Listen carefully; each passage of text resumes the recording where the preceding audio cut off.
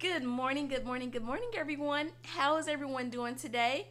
I'm hoping everyone is doing really, really well. Wrapping up the last week, 2 weeks, month, days of your homeschool school year. Today, I wanted to talk about our second grade language arts curriculum, and that would be from Horizons. It is divided up into two books, 160 lessons. So, book one, obviously, lessons 1 through 80. Book two, lessons 81 through 160. There are two readers. Guys, I totally messed up on the first time I tried to film this video. I was like, I accidentally grabbed the reader from my first grader's curriculum because the colors are all the same. The only thing I wish that Horizons would do, instead of color coding, I don't know what method they use for color coding their books. It's not by grade level, obviously, which I wish they would. I wish all of the third grade would be red books. I wish all of the second grade would be blue book, like that. But instead, like, let me grab it. This is the reader I accidentally grabbed. Of course I accidentally grabbed that off my bookshelf because it looks just like this. With the exception of this two here and then the one here. I digress.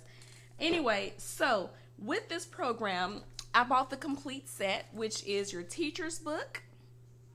It comes with book one, book two, and then you have your readers.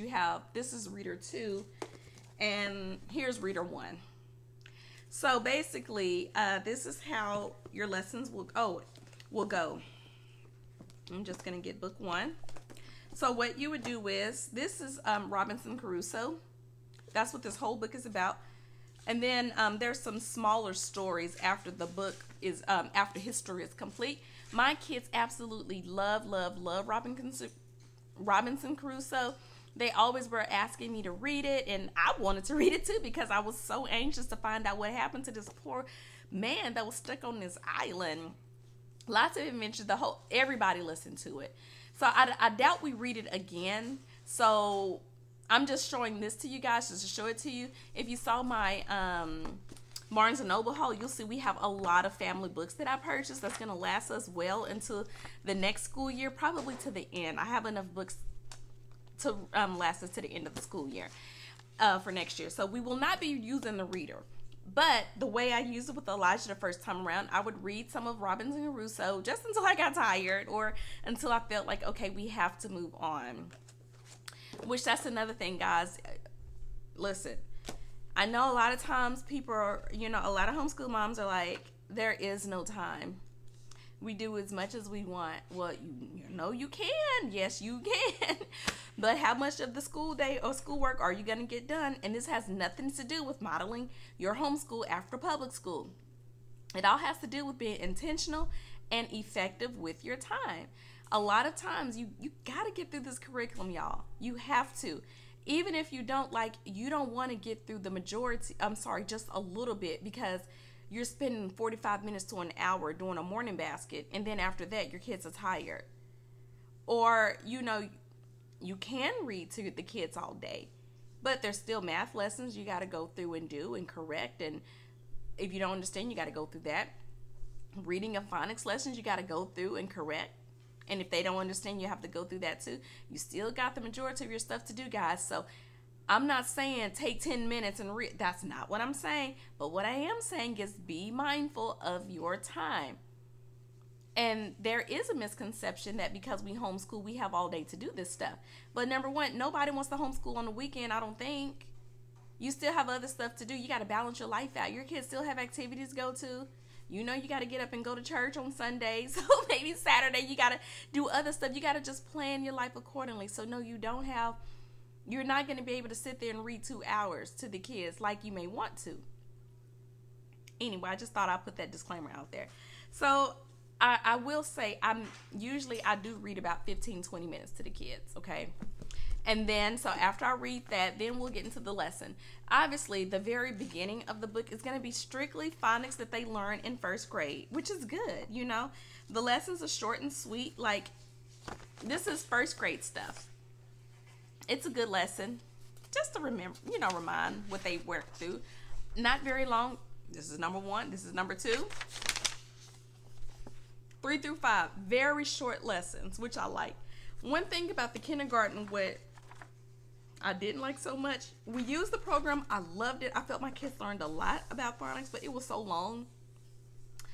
It was like 9 sections in one lesson, and it was a lot for kindergartners. But anyway, so let me go on to a lesson. Lesson 4, I believe, is where you're going to start learning new skills, where we start learning the sound of X and what that sounds like. So one thing that I would do is, like, let me go to lesson 40, because that's when. All right. So I would read the reader, and then I would go to my little chart that I would do. All this is in the book. Everything that's on this piece of paper, it's in the book. It's right here.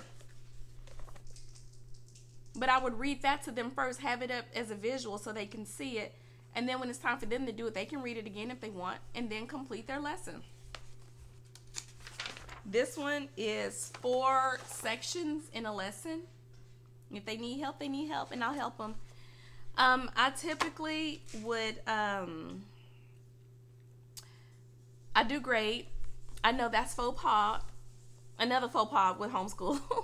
Grading. Well, I don't think grading is so terrible, because for me, on the tests that they're giving, yes, I do tests, because how else am I going to know what they're retaining? What else am I going to know how I can, further help the kids more if I don't see what they know?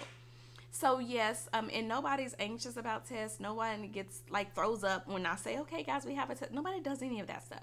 And there are tests. There are like a total of 16 tests in this book. So I think after every 5th lesson or something like that, they take a test just to see what they know and where they're at. If it's 70%, I'm sorry, but these kids, they're gonna have to score higher. For my homeschool, 80% is where I feel you're comfortable and you know this stuff. If 70%, I feel you're a little bit shaky, and I don't want shaky. I want you to know this stuff through and through, because phonics, reading, language, art, all this stuff is so important. So yeah, for me, you really would need to score an 80% or higher in order for me to really feel comfortable that I've taught it enough. Because another issue is, where we get hung up on is, it is 160 lessons, and we never, as of now, I have never gone through 160 lessons in one school year. Never. Ever. I hate that, but that's just the way it has to be, because sometimes my kids aren't understanding. So yeah, we're going through a lesson, but before we go to the next lesson, we're going to have to break out the enrichments.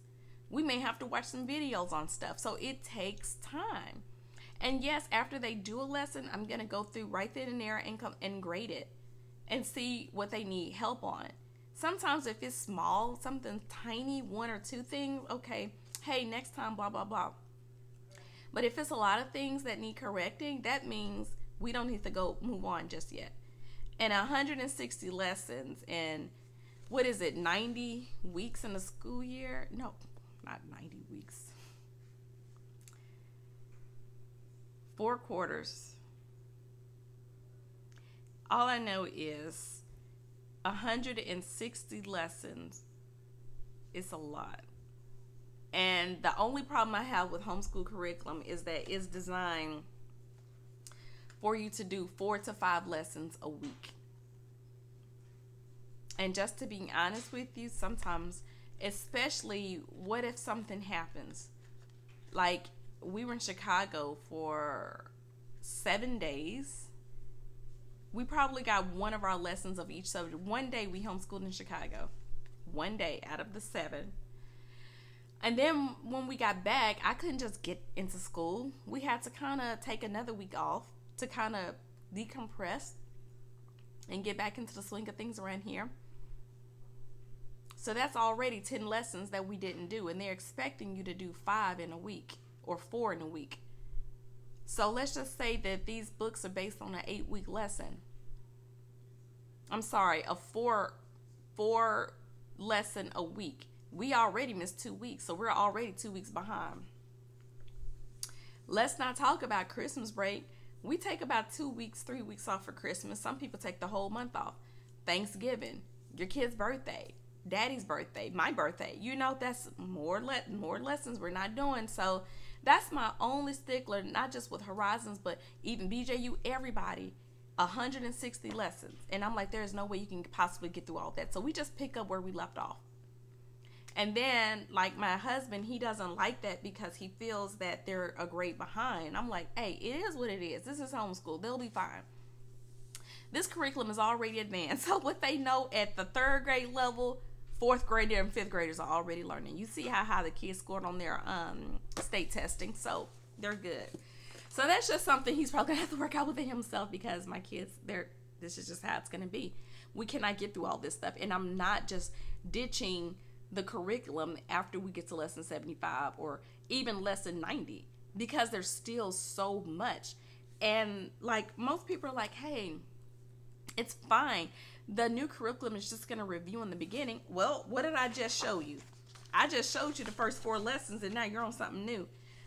But I must say, some of this stuff they do know. Like lesson 16, we're talking about TCH and CH. That was 1st grade spelling. So you possibly could get by with just ditching it and buying new curriculum. You probably could. But that's just how I do things. So anyway, so I would go through, grade it. If I feel like too much correction, too many corrections, then we're just going to have to get another lesson and figure it out. Now, book 2, this was A Little Princess. So here we're kind of getting into the literature base. The 1st grade curriculum was more about short stories based on whatever the phonics lesson was, like the cherry tree. Obviously, we're dealing with some digraphs here. It matches up with whatever, look at this, the beat of all beats. You can see that that's what the phonics lesson is going to be about, usually what's in the title.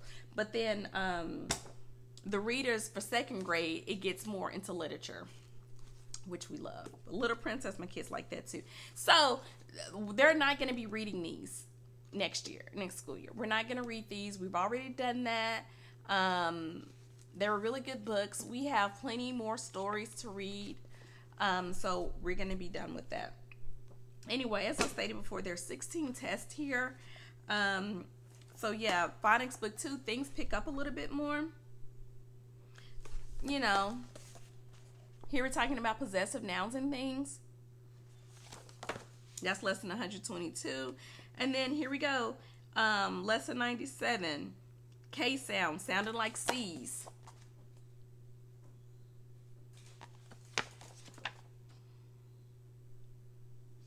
'86. Double medial consonants. And again, fairly short lessons, but these charts will get pretty intense. So if you want, like I say, if it's been a long day, it's already after lunch, your kid might not be able to do 2 and 3 that day. They may have to wait for that if they're tired of it, you know. I don't know. But now that I'm like talking through this, I'm looking through it, like, yeah, some of this stuff, like lesson 19, ending consonant blends, yeah, you didn't get into that, did you, last year? Nope.